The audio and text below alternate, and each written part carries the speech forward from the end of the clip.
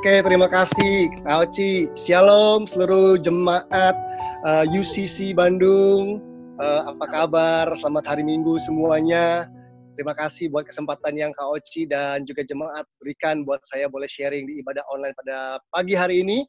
Saya sudah mempersiapkan pesan yang kira-kira Tuhan mau sampaikan buat seluruh jemaat di UCC. Kiranya apa yang kita pelajari bersama pada pagi hari ini bisa memperlengkapi kita, terutama di momen pandemi ini, pandemi COVID-19, yang memberikan kita ketidakpastian. Nggak pasti kan kapan vaksinnya sudah siap, nggak pasti kapan pandemi ini reda gitu ya. Jadi kalau kita berjalan dalam ketidakpastian, tentunya kita menjadi resah, gelisah, bingung, kacau, dan sebagainya. Dan hari ini saya ingin membahas tentang sebuah judul, yaitu kuasa untuk menghentikan kekhawatiran. Kuasa untuk menghentikan kekhawatiran. Nanti saya akan jelaskan kenapa saya pilih judul ini. Tapi yang saya percaya adalah semua orang itu bisa khawatir. Nggak pandang bulu. Orang miskin bisa khawatir? Bisa, gitu ya. Khawatir mau makan apa besok, gitu ya. Khawatir bayar listrik gimana. Orang kaya bisa khawatir nggak? Bisa, gitu ya. Bisnis yang hari-hari ini sedang sulit, bisa khawatir, apalagi gitu ya. Orang tua bisa khawatir nggak? Apalagi orang tua khawatirnya banyak banget gitu ya. Anak-anak bisa khawatir ya? Sama, anak sekolah, anak pelajar khawatir gitu ya. Lupa buat PR, ada ujian belum belajar, khawatir dibully temennya, khawatir segala macam lah gitu. Anak kecil bisa khawatir juga gitu ya. Pemimpin bisa khawatir nggak? Mulai dari pemimpin di kantor, di bisnis, maupun di gereja, di pelayanan hamba Tuhan. Bisa khawatir gitu ya, apalagi jemaatnya gitu ya. Jadi intinya kekhawatiran adalah hal yang terjadi pada semua orang. Saya pernah khawatir nggak? Pernah gitu ya. Bisa khawatir nggak? Bisa. Bahkan kalau saya boleh katakan begini, kekhawatiran adalah hal yang wajar terjadi pada umumnya gitu ya dalam kehidupan setiap orang. Kekhawatiran sebetulnya adalah reaksi alami gitu ya yang terjadi pada diri kita ketika kita menangkap gitu ya dengan panca indera kita akan situasi-situasi yang terjadi di sekitar kita gitu. Nah, saya percaya Bapak Ibu saudara terkasih bahwa kekhawatiran sebetulnya tidak selalu buruk, tidak selalu bersifat negatif. Nanti kita akan coba jelaskan hal ini. Tapi saya percaya bahwa kekhawatiran itu tidak selalu bersifat negatif. Walaupun kalau kita mengizinkan kekhawatiran itu menguasai hidup kita, maka kekhawatiran bisa menghancurkan kehidupan kita, bisa membunuh iman kita, bisa membawa kita pada keputusan yang salah. Nah, saya mau ajak kita untuk membuka firman Tuhan. Mari kita buka sama-sama Alkitab kita dari Matius pasal yang ke-6. Matius pasal yang ke-6, ayat yang ke-25 sampai dengan ayat yang ke-34. Matius pasal yang ke-6, ayat yang ke-25 sampai dengan ayat yang ke-34. Saya sangat menyarankan jemaat kalau ada di sekitarnya ada buku, ada alat tulis, ada kertas, mungkin boleh disiapkan karena mungkin ada banyak hal yang bisa dicatat pada pagi hari ini. Saya coba menyiapkan sesuatu yang saya nggak ingin sekedar khotbah begitu saja. Saya tahu kekhawatiran adalah tema yang umum yang biasa, tetapi saya mencoba menggali ayat-ayat ini supaya kita punya pengertian dan pemahaman yang lebih kuat, supaya kita punya modal yang dan fondasi yang bagus untuk bisa mengalahkan kekhawatiran dalam kehidupan kita. Karena saya menjumpai ada banyak orang ketika khawatir, kalau kesaksian begini, ya ini saya lagi khawatir, saya lagi belajar untuk nggak khawatir. Tapi belajarnya nggak selesai-selesai gitu ya. Saya percaya bahwa untuk hidup berkemenangan kita semua perlu proses, gitu ya, perlu proses. Tetapi hidupnya orang Kristen nggak bisa isinya proses doang, Bapak Ibu. Nggak bisa hidupnya orang Kristen itu isinya proses doang. Proses itu harus mengarah pada hasil. Jadi kalau nggak ada hasilnya, itu proses berarti bohongan, gitu ya. Kita nggak boleh sembunyi di balik kata proses, tapi nggak pernah mengeluarkan hasil yang sesuai dengan proses kita. Kalau kita bilang kita belajar untuk tidak khawatir, kalau kita belajar untuk mengalahkan kekhawatiran, maka isinya jangan hanya proses saja. Bahwa suatu kali kita harus bisa membuktikan bahwa kita menang atas kekhawatiran tersebut, begitu. Jadi sebabnya kadang saya menjumpai ada orang-orang Kristen yang tidak belajar dengan benar bagaimana mengalahkan kekhawatiran dalam kehidupannya gitu. Nanti kita akan kupas ayat-ayat di dalam perikop ini supaya kita ngerti. Jangan-jangan kita salah satu yang salah memahami perihal bagaimana kita mengatasi kekhawatiran dalam kehidupan kita. Matius pasal yang ke-6 ayat yang ke-25 sampai dengan ayat yang ke-34. Saya akan mulai dari ayat yang ke-25 terlebih dahulu. Karena itu aku berkata kepadamu, janganlah khawatir akan hidupmu, akan apa yang hendak kamu makan atau minum, dan janganlah khawatir pula akan tubuhmu, akan apa yang hendak kamu pakai. Bukankah hidup itu lebih penting daripada makanan, dan tubuh itu lebih penting daripada pakaian? Oke, kita stop sebentar di sini, Bapak Ibu yang kekasih. Di ayat ini dikatakan, Tuhan Yesus berkata, janganlah khawatir akan hidupmu. Janganlah khawatir akan hidupmu. Waktu saya sekolah teologi dulu, hampir 15, 16, 17 tahun lalu, kira-kira ya, hampir 20 tahun lalu lah kira-kira, saya pernah diberitahu oleh dosen saya yang mengajar bahasa Yunani dan bahasa Ibrani. Beliau mengatakan bahwa kata jangan khawatir di dalam ayat ini, khususnya di dalam ucapan bahagia Tuhan Yesus dalam Matius 5 sampai Matius 7, kalau diterjemahkan di dalam bahasa Indonesia atau dalam bahasa Inggris, sebetulnya pengertiannya kurang tepat kalau menggunakan kata jangan. Tetapi lebih tepat kalau diterjemahkan secara tensisnya dalam bahasa Yunani itu lebih tepat menggunakan kata stop atau berhentilah gitu. Berhentilah khawatir. Nah, kata jangan dan kata stop itu berbeda pengertiannya gitu ya. Kalau jangan itu kita disuruh untuk menghindar totally, tetapi kata stop itu seperti begini, bahwa kekhawatiran itu seperti yang saya bilang tadi, tidak melulu negatif. Dalam level tertentu, kekhawatiran itu merupakan reaksi alami dari kehidupan kita, dari diri kita, ketika kita menangkap sinyal bahaya. Sinyal bahaya yang mengancam kita, yang akan terjadi di masa depan. Itu sebabnya ketika kita menangkap sinyal tersebut, kita menjadi khawatir. Dan seharusnya saya percaya bahwa kekhawatiran harusnya membuat kita mempersiapkan diri dengan baik. Saya percaya kalau secara positif kita menangkap kekhawatiran, bahwa harusnya kekhawatiran secara positif bisa membawa kita mempersiapkan diri dengan baik. Harusnya kekhawatiran bisa membuat kita berubah jika kita khawatir bahwa dengan hidup yang begini-begini saja, jangan-jangan saya nggak bisa makan, jangan-jangan anak saya nggak bisa sekolah. Maka kekhawatiran kita harusnya menjadi sinyal untuk berubah. Harusnya itu hal yang positif. Tetapi ketika itu kekhawatiran dibiarkan dan mulai menguasai hidup kita, pada titik itulah kekhawatiran bisa menghancurkan iman kita, bisa membunuh iman kita, bisa mengacaukan keputusan kita, bisa membuat kita meninggalkan Tuhan.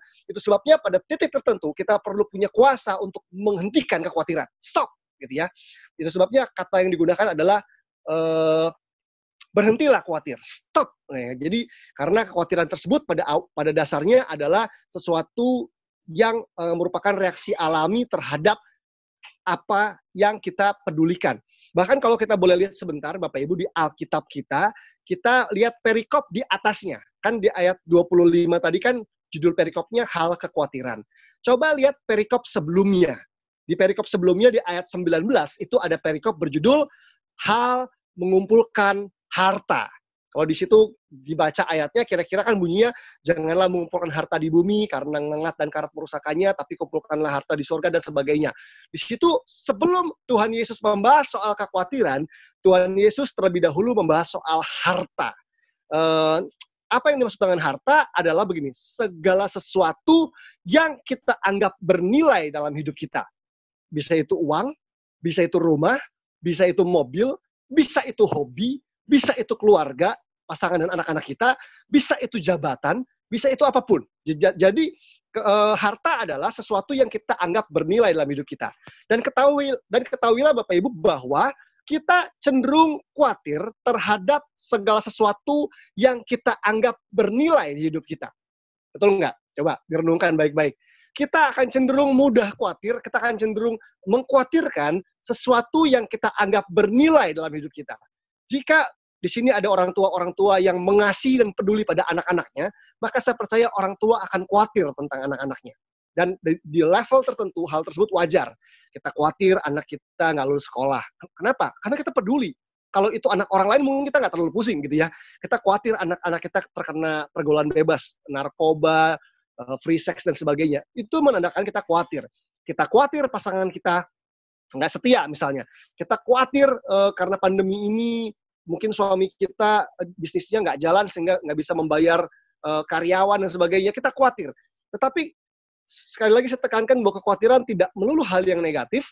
Karena kekhawatiran menandakan kita peduli terhadap segala sesuatu yang kita anggap penting, yang kita anggap bernilai dalam hidup kita.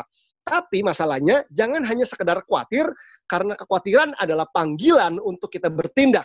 Kalau kita khawatir akan anak-anak kita, kenapa kita nggak mulai mempersiapkan mereka? Kenapa kita nggak mulai melatih mereka? Kenapa kita nggak mulai meluangkan waktu yang berkualitas untuk mendengarkan mereka, mengarahkan mereka, menanamkan nilai-nilai pada mereka? Dan harusnya kekhawatiran membawa kita pada satu tindakan-tindakan yang strategis, tindakan-tindakan yang tepat untuk mengantisipasi agar apa yang kita khawatirkan tidak terjadi di masa depan. Agar yang kita khawatirkan itu tidak tergenapi di masa depan, tapi kita bisa mengantisipasinya. Saya percaya bahwa kekhawatiran harusnya menjadi sinyal bagi kita, Bapak Ibu, untuk berubah gitu ya. Misalnya, soal anak-anak, saya percaya orang tua yang punya anak-anak suka khawatir dengan anak-anaknya ya.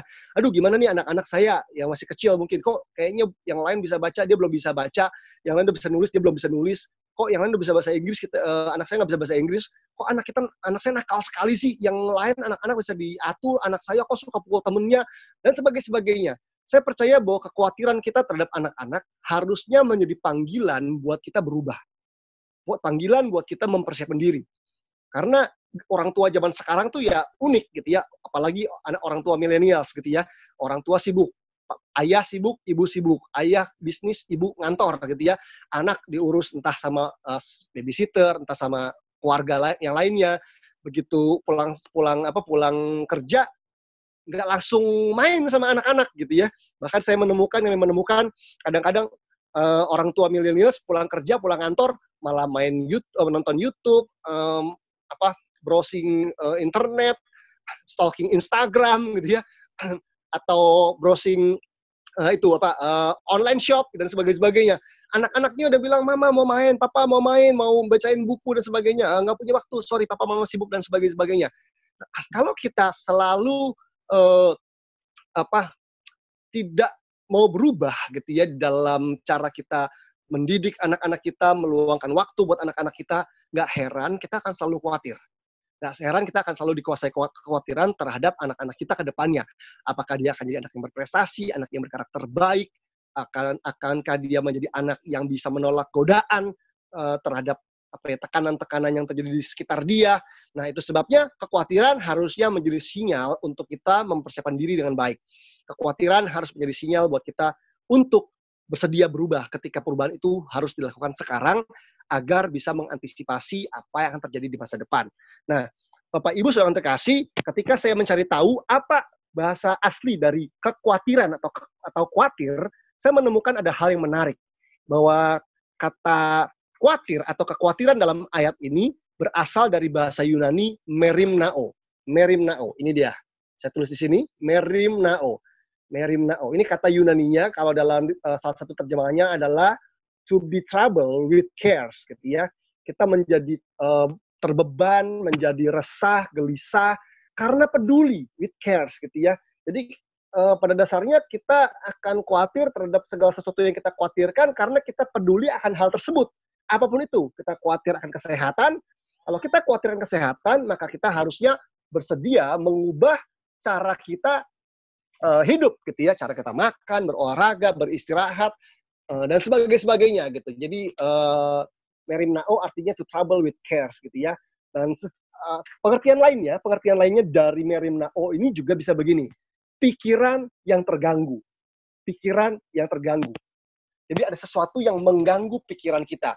Jadi kata kunci untuk khawatir itu sebenarnya ada kata pada mengganggu, sesuatu yang mengganggu, sesuatu yang distraction gitu ya, mendistract kita atau distraction, sesuatu yang mengacaukan kita atau yang mengganggu kita.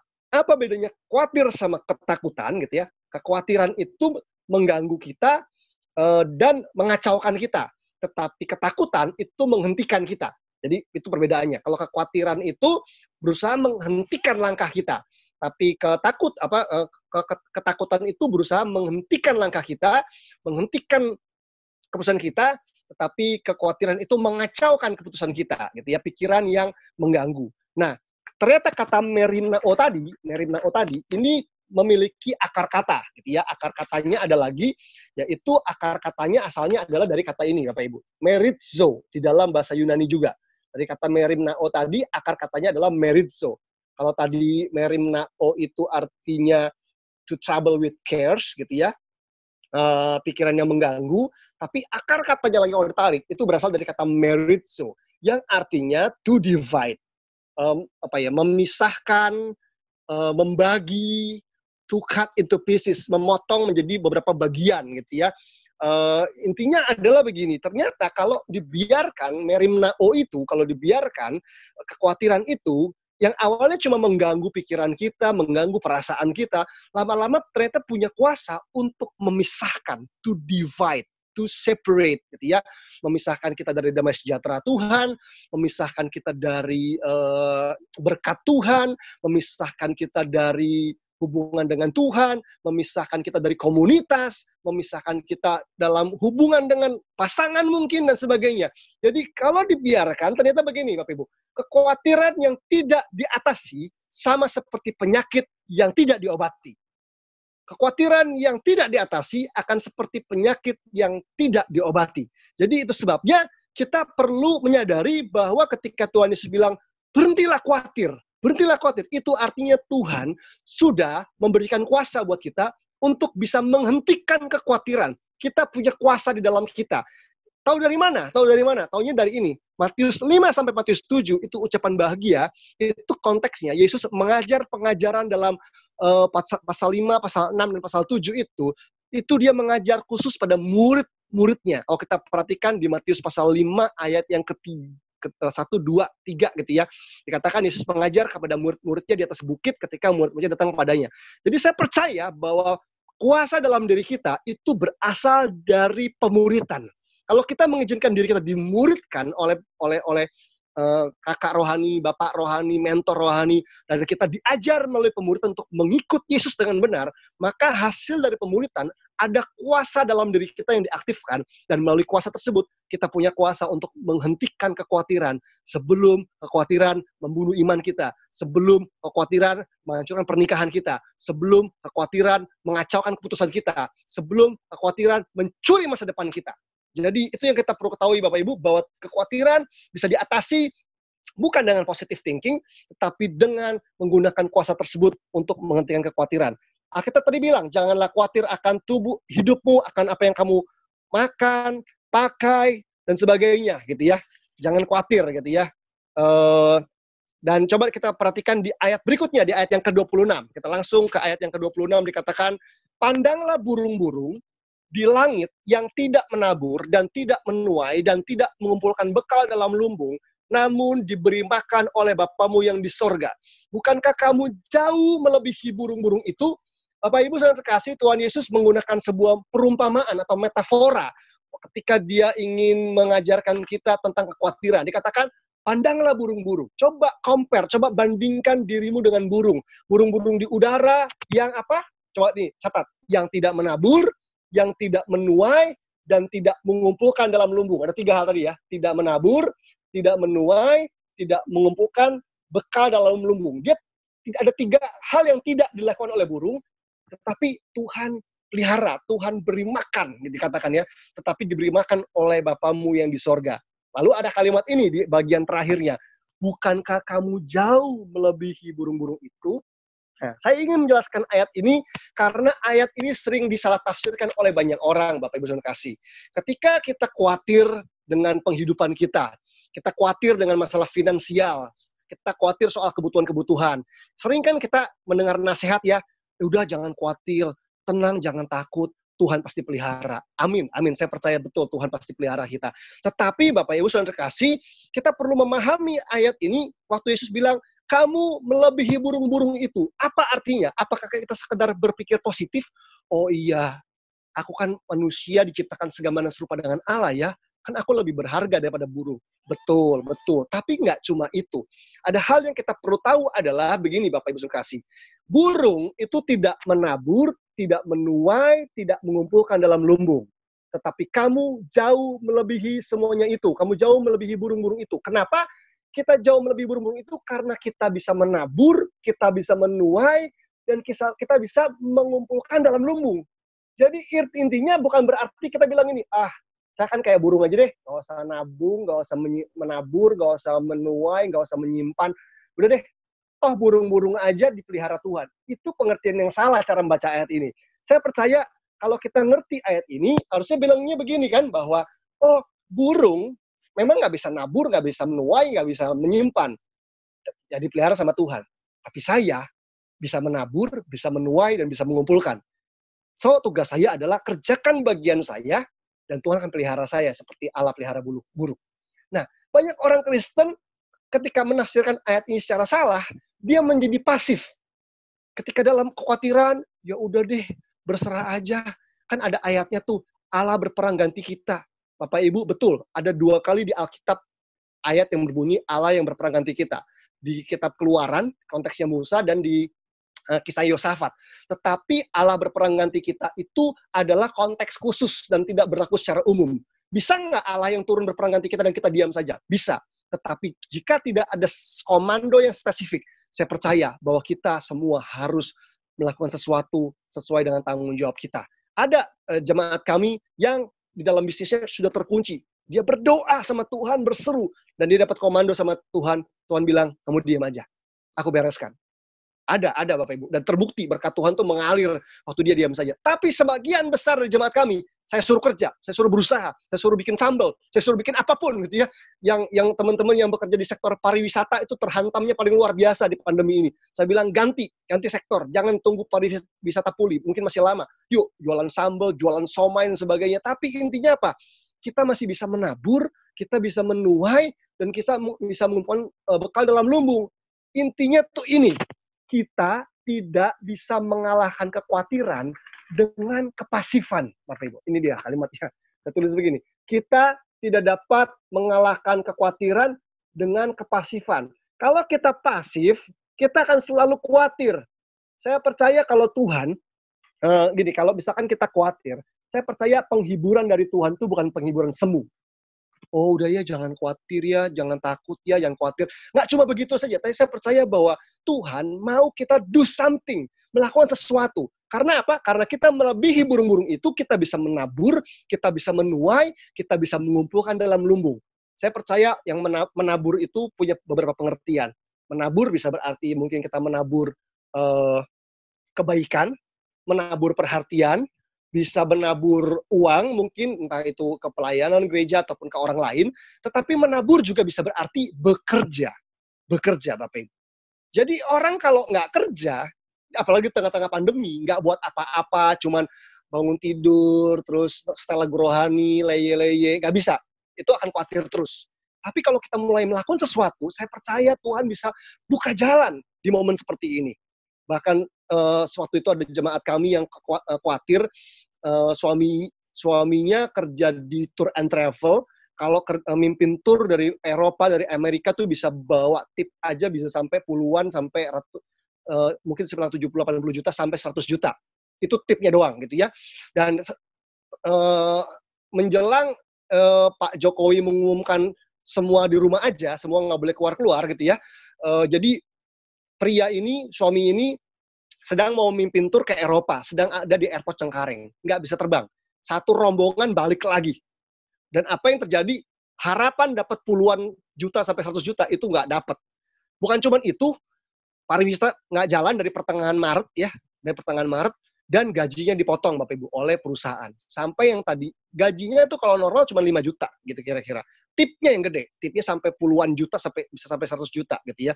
Tapi dipotong, sekarang gajinya cuma 1,5 juta per bulan, tinggal di apartemen, ada cicilan mobil, punya anak 3, istri dan anak 3.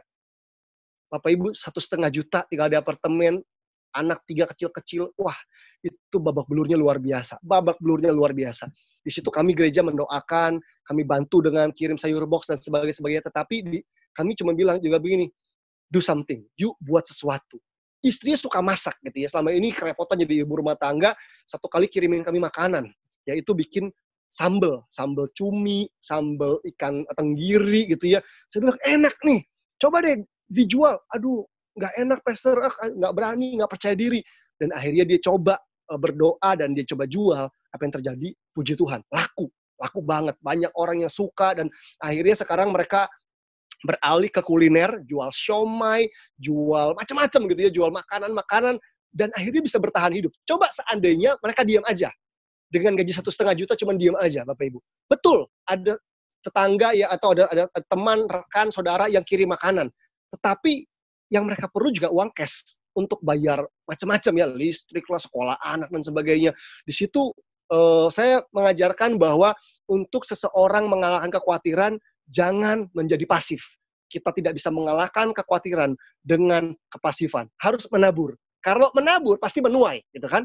Dan yang penting yang ketiga adalah mengumpulkan dalam lumbung.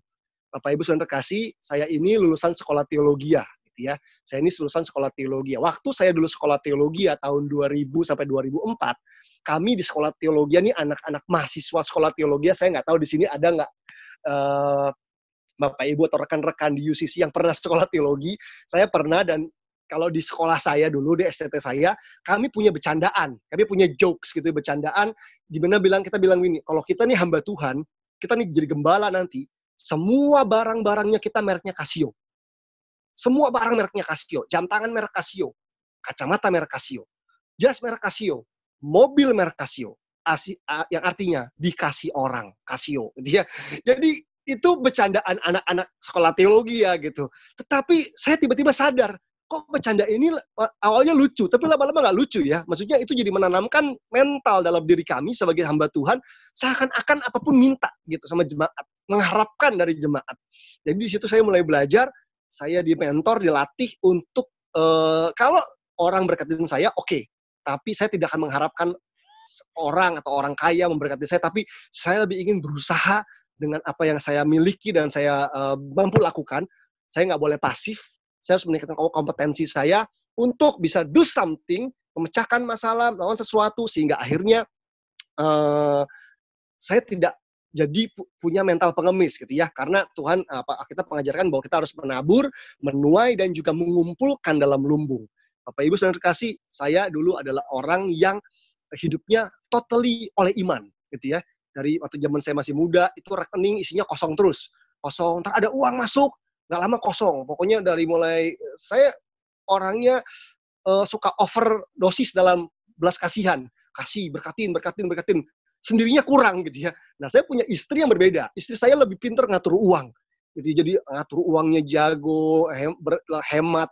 Jadi kami bentrok di area ini. Gitu. Kalau saya uang benar habis, yang penting oleh iman, Satu kali dia marah lagi pacaran nih. Kamu kok nggak bisa ngatur uang? Kamu kok kayak gitu? Kok dikit-dikit kasih orang?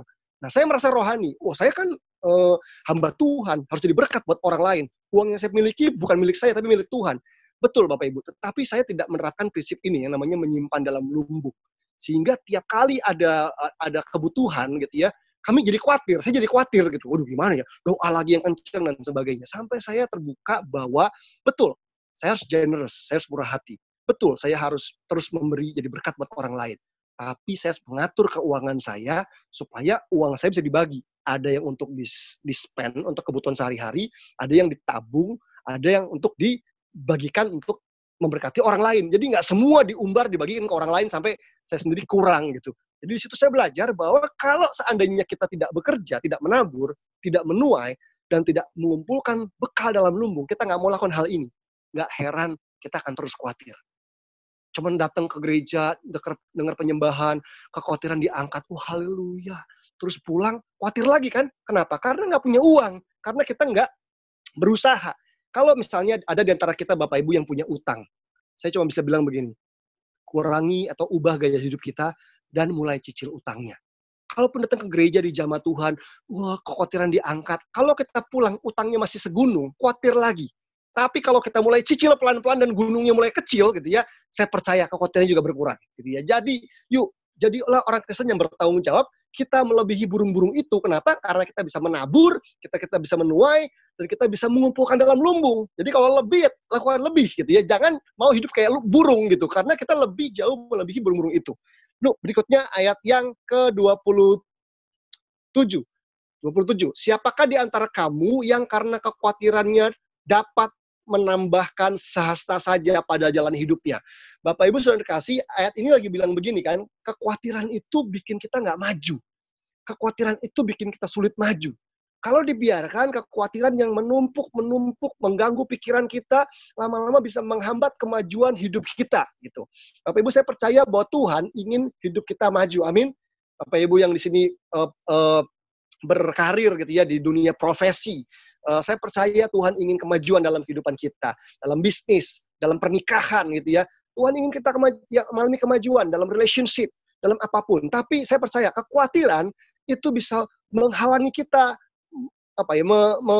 melakukan kemajuan gitu ya dalam kehidupan kita. Karena kekhawatiran itu bisa membuat kita akhirnya tidak mengeluarkan potensi kita karena ragu-ragu gitu ya. Karena khawatir, apa kata orang, kalau gagal gimana, kalau nanti repot gimana, kalau nanti terjadi masalah gimana, kalau rugi gimana, kalau udah mulai bisnis kalau nggak laku gimana. Yuk, kalahkan kekhawatiran kita. Karena kekhawatiran membuat kita nggak bisa maju. Contohnya begini, waktu saya punya anak gitu ya, baru hamil, baru lahir Adriel, anak saya, 5 tahun yang lalu kira-kira, kami capek banget kan, dari mulai istri hamil sampai punya anak baru tahun pertama itu, capek banget ngurus anak. Tiap berapa jam bangun, waduh pokoknya ngurus bayi itu luar biasa. Di sini kalau ada ibu-ibu yang sedang ngurus bayi, diberkatilah Anda dengan kekuatan Tuhan yang berlimpah-limpah hari ini gitu ya. Karena capek banget, saya suaminya aja capek gitu ya. Jadi kalau khotbah mata saya hitam gitu kayak kungfu panda gitu, karena ikut kurang tidur juga gitu. Karena nemenin jadi suami yang siaga gitu. Capek, dan kita bilang yuk kita liburan yuk tahun depan gitu ya. Anak udah masuk setahun tuh kita liburan yuk. Jadi waktu usia 6 bulan gitu Adriel, saya pesan-pesan tiket liburan buat tahun depannya. Nah, cuma kita khawatir. Jujur apa yang menjadikan kekhawatiran adalah, saya mikir gini, bisa nggak ya bawa anak kecil liburan? Wong di rumah aja repot, makan repot, mandi repot, segala macam repot. Ini gimana bawa dia terbang naik pesawat gitu ya, pergi liburan, apa nggak repot ya? Tapi saya pernah lihat Bapak Ibu waktu dulu kami masih baru menikah, saya pernah ke Singapura, saya lihat ada satu keluarga bule gitu ya, keluarga dari luar, orang bule gitu, itu bawa anak sampai 4 kecil-kecil. Liburan ke Singapura, suami istri bawa anak 4 kecil-kecil. Saya pikir, wih, mereka tuh berani banget gitu ya. Mereka tuh maksudnya repot loh, tapi mereka mau repot dan bisa menikmati liburannya sama anaknya kecil-kecil berempat. Ada yang digendong di belakang, ada yang digandeng, ada yang lari kemana-mana. Pokoknya, dan di situ saya punya tekad, saya kepengen deh tidak dibatasi oleh ketakutan atau kekhawatiran untuk bisa tetap berjalan dan melangkah gitu ya, walaupun terbatas. Tapi saya bilang sama istri saya, yuk kita mulai liburan yuk, kita coba latihan dulu. Jadi waktu usia 6 bulan saya ajak anak saya Adriel ke Semarang. Terbangnya Jakarta Semarang deket lah ya gitu ya. Berhasil. Puji Tuhan gitu ya, nggak terlalu bermasalah gitu ya. Terus akhirnya kita coba tahun 2016 awal kita ke Singapura. Jawa dikit lah. Udah puji Tuhan berhasil gitu ya, lewatin. Walaupun adalah rewel-rewel dikit gitu ya, tapi kita cari cara gimana bikin dia capek selama di airport supaya begitu masuk pesawat langsung pingsan gitu ya, langsung ngantuk tidur gitu. Jadi dibuat capek di airportnya gitu ya. Berhasil dari ke Singapura, terus ke Hong Kong gitu ya, lebih jauh lagi dikit, berhasil gitu ya. Terus ke Jepang lebih jauh lagi gitu ya, terbangnya transit lagi ke, jadi 2 jam ke Kuala Lumpur, transit beberapa jam, terus terbang lagi 6 jam dari Kuala Lumpur ke Jepang. Berhasil gitu ya. Dan singkat cerita, kalau saya hitung-hitung Bapak Ibu ya, ini antara undangan pelayanan juga, ada liburan pribadi juga. Ya, kalau saya sama istri liburan tuh ala backpackers. Kita suka liburan dengan tiket murah. Kalau di AirAsia itu ada promo kursi gratis, jadi saya bisa kayak ke Kuala Lumpur tuh cuma 846.000 bertiga PP gitu ya. Itu luar biasa. Kalau yang ngerti-ngerti pasti tahu deh ini. Kursi gratis AirAsia. Saya bisa liburan cuma harga segitu Bapak. Jadi sering ke luar negeri gitu. Memang hobi traveling saya dan istri saya. Jadi kalau saya hitung-hitung nih ya, Adriel aja nih anak saya yang sekarang usianya 5 tahun, dia sudah 14 kali ke luar negeri. 14 kali ke luar negeri. Saya itu baru ke luar negeri umur berapa ya? Mungkin umur 27 gitu, baru pertama kali ke luar negeri umur 27 tahun. Dia umur 5 tahun tuh sudah 14 kali ke luar negeri. Ke Singapura udah pernah 4 kali, ke Bangkok udah pernah 2 kali, Australia, Sydney sekali, pokoknya itu 14 kali. Nah intinya begini, seandainya saya khawatir dan kekhawatiran saya menghentikan saya, jadinya kami jadi nggak bisa menikmati hidup ini, nggak bisa nikmatin liburan, nggak bisa ajak Adriel kemana-mana. Tetapi karena hari itu kami berusaha mengatasi kekhawatiran tersebut dengan tetap melangkah, gitu ya, akhirnya kami punya banyak pengalaman indah bersama selama 5 tahun ini, gitu ya. Bersama Adriel, bersama istri saya, bertiga aja gitu. Kami punya pengalaman yang luar biasa dengan liburan ini. Dan ini cuma ngomongin liburan, Bapak Ibu. Dalam kehidupan, ada berapa banyak langkah kita terhenti. Hanya karena kita khawatir. Hanya karena kita takut repot dan sebagainya. Apakah waktu kami liburan selama 14 kali tadi di luar negeri itu, apakah semuanya mulus? Enggak, enggak.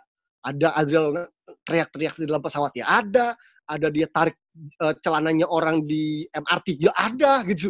Ada macam-macam ya, ada sakit di luar negeri pernah nggak? Pernah gitu. Macam-macam pernah terjadi. Tetapi toh kalau dijalanin lewat aja gitu. Sama dengan kehidupan kita. Alkitab bilang bahwa kekhawatiran tidak menambah sah-sah saja pada jalan hidup kita. Bapak Ibu Saudara kasih, jangan sampai kekhawatiran hari ini menahan kita untuk meraih yang terbaik yang ada di depan yang Tuhan sudah siapkan buat kita. Berikutnya di ayat yang ke-28. Dan mengapa kamu khawatir akan pakaian? Perhatikanlah bunga bakung di ladang yang tumbuh tanpa bekerja dan tanpa memintal. Namun aku berkata kepadamu, Salomo dalam segala kemegahannya pun tidak berpakaian seindah salah satu dari bunga itu. Bapak Ibu Saudara terkasih, di sini kembali Tuhan Yesus memakai perumpamaan, gitu ya, menggunakan metafora. Kalau tadi burung, sekarang bunga bakung. Dibilang nih bunga bakung aja yang tanpa bekerja dan tanpa memintal, dia didandanin sama Bapa di surga, gitu ya. Dia didandani oleh Bapa di surga, gitu. Dia dipelihara oleh Bapa di surga. Perhatikan bunga bakung, gitu, dalam segala kemegahannya dan sebagainya. Bapak Ibu Saudara dikasih, kembali di sini ada kata tanpa bekerja dan tanpa memintal. Tanpa bekerja, tanpa memintal. Kembali saya ingin tegaskan di sini. Sama seperti halnya kita melebihi bunga bakung yang tanpa bekerja dan tanpa memintal, artinya karena kita lebih dari bunga bakung, kita bisa bekerja dan bisa memintal.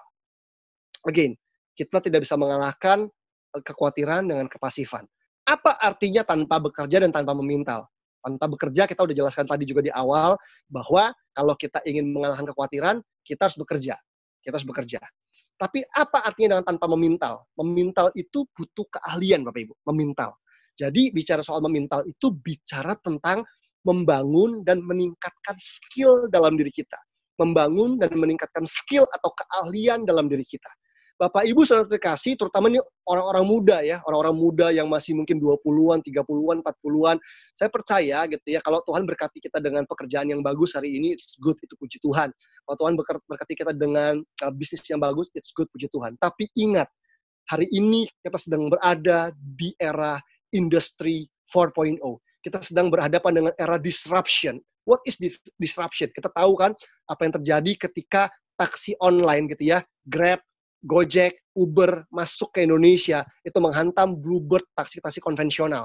Kita tahu dulu, di mall-mall itu ada toko-toko kaset, toko CD, yang namanya Distara dan sebagainya. Sekarang udah nggak ada lagi. Digantikan oleh YouTube, Spotify, dan sebagainya, Netflix. Bayangkan, dulu orang kalau nonton TV, itu nunggu RCTI, SCTV, dan sebagainya, nunggu berita, dan sebagainya. Sekarang nggak. Orang nonton YouTube, streaming, dan sebagainya.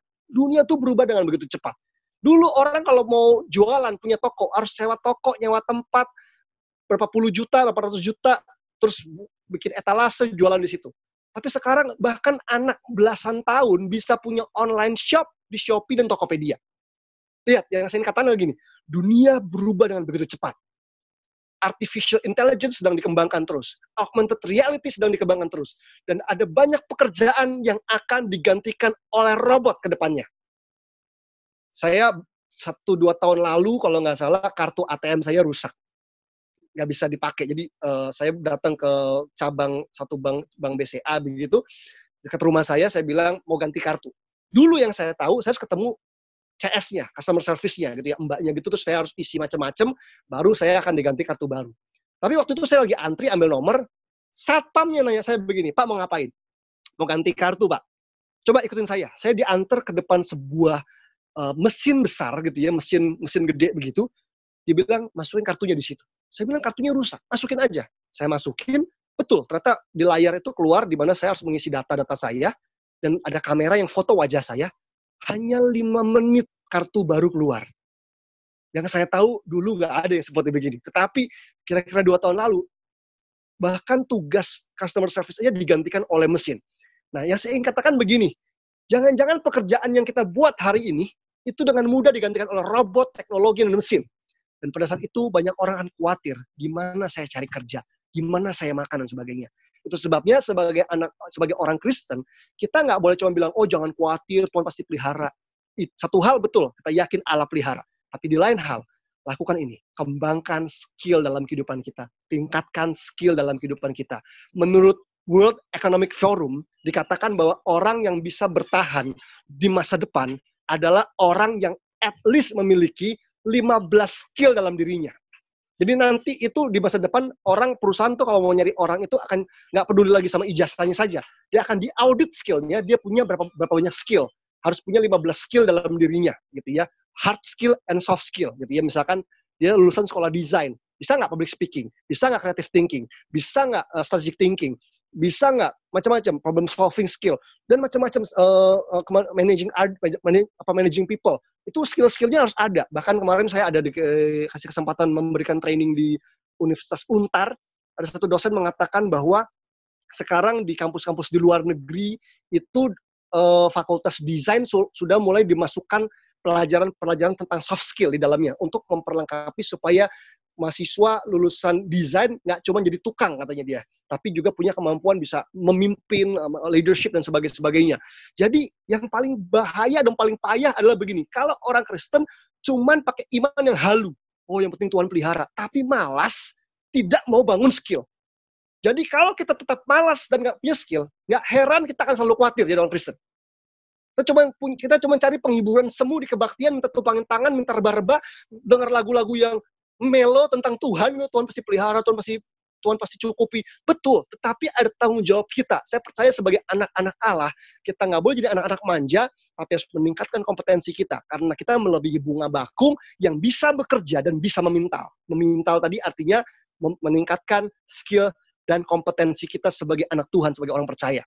Bapak Ibu Saudara kasih, saya berdoa supaya kita semua di sini mampu bertahan melewati era disruption, industri 4.0, nanti masuk 5.0, dan sebagainya, di mana nanti era robotik akan lebih hebat lagi. Persiapkan anak-anak kita. Iman harus semakin kuat, skill juga semakin canggih. Iman dan skill tidak bertentangan. Saya percaya bahwa bukti bahwa kita percaya masa depan kita luar biasa. Sekarang gunakan waktu dengan baik untuk tingkatkan skill, untuk bisa mengatasi kekhawatiran dalam kehidupan kita. Kalau nggak punya skill gimana? Ya khawatir terus kan gitu. Jadi khawatir terus. Marketing udah berubah jadi digital marketing dan sebagainya. Nah, yuk kita kembali pada firman Tuhan. Kita belajar lagi di ayat yang ke-30. Jadi ayat 30. Jadi jika demikian Allah mendandani rumput di ladang yang hari ini ada dan besok dibuang ke dalam api, tidakkah Ia akan terlebih lagi mendandani kamu, hai orang yang kurang percaya? Ayat 31. Sebab itu janganlah kamu khawatir dan berkata. Alkitab bilang begini, sebab itu janganlah kamu khawatir dan berkata. Khawatir itu di hati. Begitu itu diucapkan melalui kata-kata, maka orang lain bisa terjangkit. Seperti virus, corona. Gitu ya. Kekhawatiran kita bisa menjangkiti orang lain. Orang yang tadinya nggak khawatir, bisa ketularan khawatir gara-gara kita. Gitu ya. Jadi dibilang, janganlah kamu khawatir dan berkata, apa yang akan kamu makan, apa yang akan kamu minum, apa yang akan kamu pakai. Bapak Ibu Saudara kasih, firman Tuhan bukan hanya melarang kita khawatir di hati, tapi juga berkata, mengatakan kekhawatiran, menyebarkan virus kekhawatiran. Sama halnya kita nggak boleh menyebarkan virus corona, demikian juga kita nggak boleh menyebarkan virus kekhawatiran. Saya masih ingat, saya punya teman hamba Tuhan, kadang-kadang suka ngajakin kopi, ajak makan siang gitu ya. Namanya Jakarta kan macet, Bapak Ibu ya, Bandung juga macet. Ketemu di mall gitu ya, terus dia datang siang-siang. Teman saya ini orang yang luar biasa, dipakai Tuhan, KKR, khotbah, pokoknya lebih terkenal jauh dari banding saya lah. Tapi tiap kali ketemu dia, lagi makan siang gitu ya, kalau janjian makan siang berdua begitu datang ke tempat makan, pasti hal pertama dia ngeluh. Aduh, Jakarta macet. Aduh, gila putar balik di situ susah banget tuh. Aduh, ribet deh. Apalah, lampu merah mati lah, macet lah, inilah. Paling banyak mengeluh soal macet. Aduh, macet. Aduh, sini tuh macet, nggak gerak. Aduh, gini. Mengeluh terus. Saya bingung. Saya dengar dia ngeluh soal macet, ya sama. Rumah saya juga jauh. Rumah saya tuh dekat Bandara Halim Perdana Kusuma, Bapak Ibu. Jadi kalau misalkan saya janjian di Central Park, di Taman Anggrek Mall, di Kelapa Gading, itu jauh mana-mana gitu. Dan saya pasti kena macet. Saya harus atur waktu saya sedemikian rupa untuk bisa ke sana gitu ya, bertemu di tempat-tempat tersebut. Teman saya tuh mengeluh tentang macet. Saya pikir gini, kalau nggak mau macet ya tinggal di Probolinggo lah. Probolinggo, Ngawi gitu ya. Kota-kota kecil yang nggak ada macet. Di Jakarta ya mau macet lah. Mau ditengking gimana juga macet gitu ya. Kecuali kemarin waktu corona pertama kali merebak ya, sempat sepi. Tapi sekarang ya macet lagi gitu. Tapi dia intinya adalah seorang hamba Tuhan, teman saya ini yang udah khotbah macam-macam, tiap kali ketemu dia selalu ngeluh gitu ya. Ngeluh mulu dengan mulutnya dia.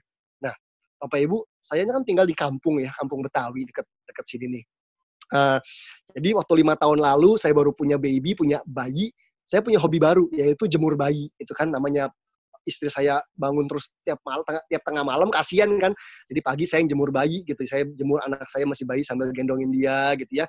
Nah, di situ suka orang lewat-lewat kan gitu. Ada satu ibu-ibu pakai jilbab nyapa saya, dia bilang, "Pak, gitu, lagi jemur bayi." "Oh iya, Bu," gitu kan. Terus saya tanya, "Dari mana pagi-pagi?" "Oh iya, habis ambil rapot anak saya." Habis ambil rapot anak saya tanya, "Gimana Bu? Rapotnya bagus nggak nilainya?" Jawabannya begini, "Alhamdulillah Mas, naik kelas. Alhamdulillah naik." Rankingnya nggak jelas Bapak Ibu, ranking berapa. Yang penting alhamdulillah naik kelas, ucap syukur. Oh, iya, iya, iya. Terus saya ingat ibu ini suaminya sakit kemarin. Saya tanya, "Bu, gimana? Bapak saya dengar waktu itu sakit. Udah sembuh belum?" "Ya, alhamdulillah Mas, udah bisa makan." Bener nggak Bapak Ibu? Ini ada satu ibu pakai jilbab, bukan orang percaya, ditanya anaknya rapotnya gimana, alhamdulillah naik kelas. Rankingnya nggak jelas gitu ya. Ditanya suaminya gimana, sudah sembuh atau belum, alhamdulillah udah mau makan. Saya bilang, nih ibu ngucap syukur mulu. Nah teman saya hamba Tuhan ngeluh mulu gitu ya. Nah kadang-kadang ini yang ironis gitu ya. Bahwa harusnya kita sebagai orang percaya menebar virus kebaikan, virus yang positif, virus pengharapan, bukan kekhawatiran gitu ya. Bukan jadi teladan, malah justru kita memberi contoh yang nggak baik tentang kekhawatiran yang kita terus umbar-umbar dan sebarkan sehingga orang yang nggak khawatir jadi ikut khawatir. Nah ayatnya ke-32 bilang begini, semua itu dicari bangsa-bangsa yang tidak mengenal Allah. Jadi kalau kita khawatir akan kebutuhan kita, gitu ya Bapak Ibu, Alkitab bilang semua itu dicari oleh bangsa-bangsa yang tidak mengenal Allah. Karena itu kunci untuk mengalahkan kekhawatiran adalah mengenal Allah. Karena bangsa-bangsa yang tidak mengenal Allah akan tenggelam oleh kekhawatiran, dikuasai oleh kekhawatiran dan kebutuhan. Tapi kalau kita mengenal Allah, kita akan mengerti, mengenal rencananya di hidup kita, mengenal bahwa kita memang perlu mengembangkan kompetensi dan skill kita untuk jadi berkat buat orang lain. Kita akan mengenal Allah dengan benar. Karena itu kalau orang nggak mengenal Allah dengan benar, ya kita akan seperti tadi, cuma minta Tuhan beresin utang-utang kita tanpa mau berhemat dan nyicil. Kita cuma minta Tuhan sembuhkan sakit kita tanpa mau disiplin soal makan gitu ya. Dan itu sangat tidak bertanggung jawab. Saya percaya Tuhan adalah Tuhan yang mengajarkan anak-anaknya hidup bertanggung jawab. Dikatakan lagi, akan tetapi Bapamu yang di sorga tahu bahwa kamu memerlukan semuanya itu. Akan tetapi Bapamu di sorga, ini bicara soal identitas Bapak Ibu. Bapamu di sorga. Jadi kalau kita panggil dia Bapa, itu artinya kita anak. Nah, poinnya di sini. Berkat Tuhan dalam hidup kita, itu pertama-tama soal identitas, baru soal aktivitas. Kalau bicara soal bekerja, menabung, skill, betul, itu penting, itu aktivitasnya. Tapi sebelum kita bicara soal aktivitasnya, milikilah fondasi yang kuat soal identitas. Bahwa kita adalah anak-anak, dan dia adalah Bapa di sorga. Alasan kita nggak perlu khawatir, pertama karena identitas kita, kedua baru karena aktivitas kita. 2 tahun lalu, saya diundang khotbah di Australia. Ya, saya dihubungin sama sekretaris gereja, dia bilang, Pastor Ferry bisa nggak khotbah di Australia sama istri untuk melayani retret kita dan sebagainya. Oke, saya cek jadwal, bisa, saya bisa, istri saya bisa. Terus kembali ditanya, Pak, bawa anak nggak? Waduh, itu dia. Adriel waktu itu baru umur berapa ya? 3 mau 4 tahun kalau nggak salah. Saya bilang, saya nggak pernah tinggalin anak saya di rumah sendirian, karena kebetulan kami nggak ada orang yang bisa dititipin. Jadi semua terus kemanapun kami pergi dibawa. Jadi saya bilang, aduh saya harus bawa anak saya nih, even untuk ke luar negeri. Tapi saya tahu bahwa gereja biasanya berat kan kalau bayarin tiket pesawat gitu kan. Yang dibayarin biasanya yang diundang aja, saya dan istri saya. Lah anak gimana? Saya bilang, karena saya nggak bisa tinggalkan Adriel, boleh nggak? Saya minta anak saya tolong dibayarin dulu, nanti saya ganti uangnya, saya bilang gitu. Dengan niat baik. Akhirnya coba diatur, dipesenin tiket. Lalu dikirim ke email saya. Dan saya lihat harga tiketnya bertiga kurang lebih 24 jutaan. Kalau dibagi 3, Bapak Ibu, berarti satu orang 8 jutaan. Dan saya harus mengganti uang untuk tiket anak saya aja 8 juta. Karena yang saya dibayarin, saya dibayarin. Wah, di situ luar biasa ya. Tapi karena udah janji, saya kontak ke sekretaris gerejanya, saya bilang, saya mau transfer gitu, saya mau ganti uang tiket anak saya. Terus dia bilang, Pastor nggak usah diganti, kita udah putusin waktu meeting lagi, Adriel tiketnya dibayarin sama gereja. Waduh, puji Tuhan Bapak Ibu, puji Tuhan. Dan akhirnya kami terbang ke Australia gitu ya, ke Melbourne, ke Sydney gitu ya, dan yang menarik adalah begini, Adriel anak saya umur 3 tahunan waktu itu. Nggak bisa khotbah, nggak bisa konseling, nggak bisa tumpang tangan gitu ya. Tetapi semua disediain gitu ya. Car seat disediain, buah-buahan disediain, makanan disediain, mainan disediain. Pokoknya semua jemaat-jemaat di sana tuh mengasihi kami disediain macam-macam, terutama buat Adriel. Nah, seandainya Adriel bukan anak saya gitu ya, kan tentu berbeda perlakuannya. Tapi karena Adriel datang sebagai anak seorang Pastor Ferry Felani, di situ dia walaupun nggak khotbah, walaupun cuma lari-larian doang di tempat retret, dapat banyak hal gitu ya, dikasih makan, dikasih mainan, dikasih macam-macam gitu ya. Kenapa? Karena dia anak saya gitu. Jadi saya percaya bahwa berkat Tuhan dalam hidup kita itu terjadi pertama karena identitas, baru karena aktivitas. Dan saya percaya dua-duanya perlu, gitu ya. Identitas perlu, aktivitas perlu. Jadi jangan sampai kita punya identitas tanpa aktivitas juga, gitu. Itu akan meneguhkan berkat Tuhan dalam hidup kita untuk bisa mengalahkan kekhawatiran. Yang berikutnya, ayat yang ke-33 bilang begini, tetapi carilah dahulu kerajaan Allah dan kebenarannya, maka semuanya itu akan ditambahkan kepadamu.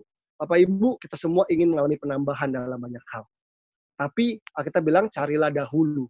Carilah dahulu itu, kata dahulu, itu bicara soal prioritas. Saya percaya salah satu cara mengalahkan kekhawatiran adalah dengan memiliki prioritas yang benar. Salah satu cara mengalahkan kekhawatiran adalah dengan memiliki prioritas yang benar. Prioritas kita adalah kehendak Allah dan kebenarannya. Prioritas kita adalah isi hati Tuhan. Itu jadi prioritas. Berikutnya apa? Ada banyak hal yang prioritas. Dahulukanlah hal yang utama. Menjaga kesehatan, istirahat, diatur dengan baik. Pekerjaan kita pastikan dengan baik. Kita sedang hidup di zaman di mana orang seringkali nggak tahu prioritas, gitu ya. Orang kecanduan game begitu rupa. Bukan cuma anak kecil, Bapak Ibu.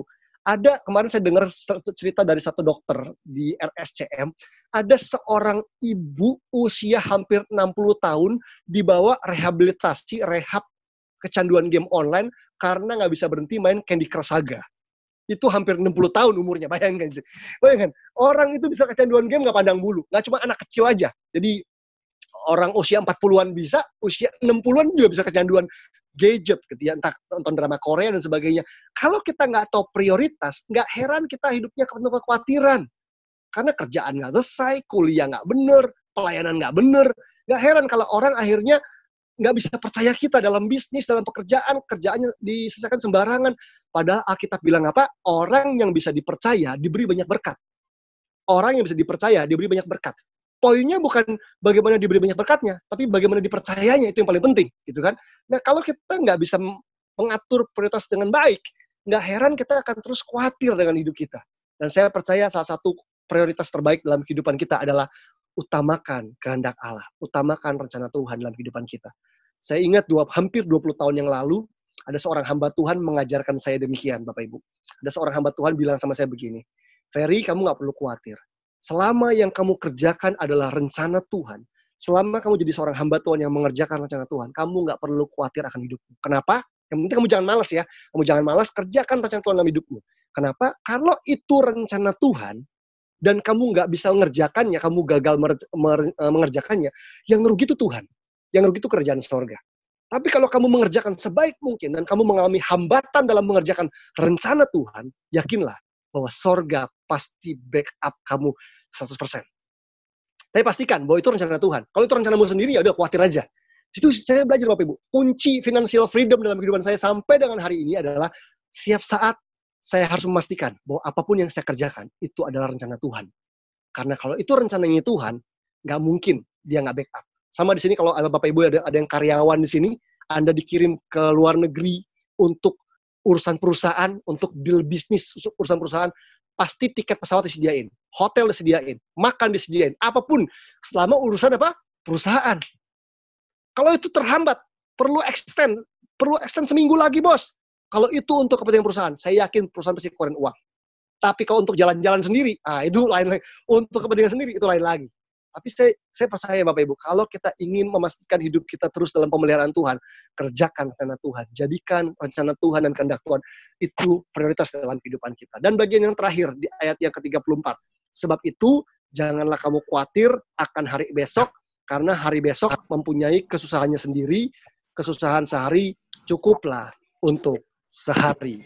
Itu yang firman Tuhan katakan. Saya mau tutup dengan sebuah survei yang saya pernah dengar dari seorang hamba Tuhan.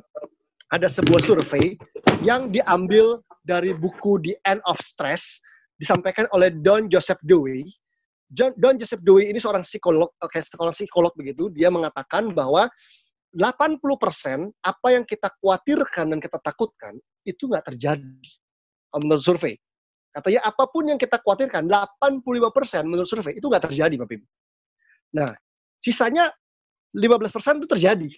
Tetapi dari 15% sisanya tadi, 79%-nya, apa yang terjadi itu sebetulnya bisa kita atasi dan membawa kebaikan dalam hidup kita. Jadi bayangkan, dari apa yang kita khawatirkan, ternyata menurut survei 85% nggak terjadi. Cuma 15% yang terjadi. Dari sisa 15% yang terjadi, 15% itu, 79%-nya itu terjadi, bisa kita atasi, dan membawa kebaikan dalam kehidupan kita. Gitu. Itu menurut survei. Ini survei sekuler Bapak Ibu ya, survei sekuler. Tentunya kalau kita di dalam Tuhan jauh lebih luar biasa lagi, karena kita percaya bahwa Allah turut bekerja dalam segala sesuatu untuk mendatangkan kebaikan bagi setiap orang yang mengasihi kita. So, apa yang harus kita perbuat hari-hari ini adalah miliki prioritas yang benar Bapak Ibu, kerjakan kehendak Tuhan, kerjakan rencana Allah dalam kehidupanmu, pastikan kita mengenal Tuhan dengan benar, dan don't be passive. Jangan pasif, karena kita nggak bisa mengalahkan kekhawatiran dengan kepasifan kita, dan kita semua memiliki kuasa dalam diri kita untuk bisa menghentikan kekhawatiran. Amin. Saya ajak kita semua untuk tunduk kepala sebentar, tutup mata kita di hadapan handphone atau laptop kita masing-masing, kita berdoa.